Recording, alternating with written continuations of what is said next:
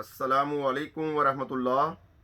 मेरे अज़ीज़ भाइयों और दोस्तों और बहनों, न्यू जस्सर टीवी पर मैं आपको खुशामदीद कहता हूँ।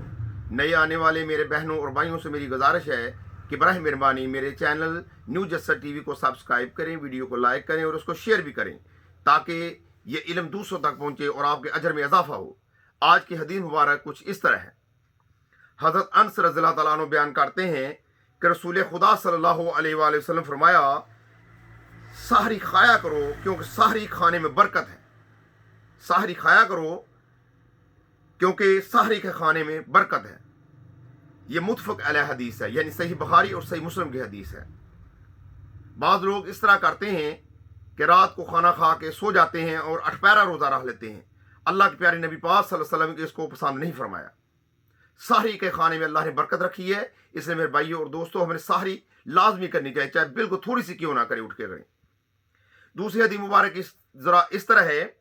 हजरत अमर बिन आस रज़ियल्लाहु अन्हु फरमाते हैं कि रसूल खुदा सल्लल्लाहु अलैहि वसल्लम ने फरमाया, हमारे और अहले किताब के रोज़ों में सहरी खाने का फ़र्क है।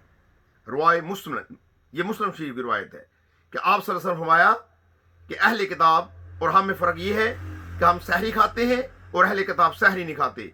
वो रात को रोज़ा रखते हैं और फिर बाद में शाम को उसकी इफ्तारी करते हैं, रात को सोते वक्त रोज़ा रख लेते हैं।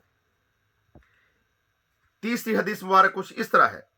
हज़रत सहल रज़ियल्लाहु अन्हु बयान करते हैं कि रसूल खुदा सल्लल्लाहु अलैहि वसल्लम ने फरमाया, जब तक लोग इफ्तारी करने में जल्दी करते रहेंगे वो खैर व भलाई पर रहेंगे। मुतफ़क़ अलैह, ये सही बुखारी और सही मुस्लिम की हदीस मुबारक है।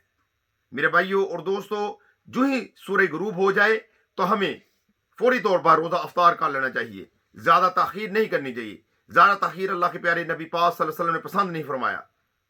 अल्लाह से दुआ है कि अल्लाह ताला हम गुनाहगारों को अमल करने की तौफ़ीक़ अता फरमाए। आमीन सुम्मा आमीन। अस्सलामु अलैकुम व रहमतुल्लाह।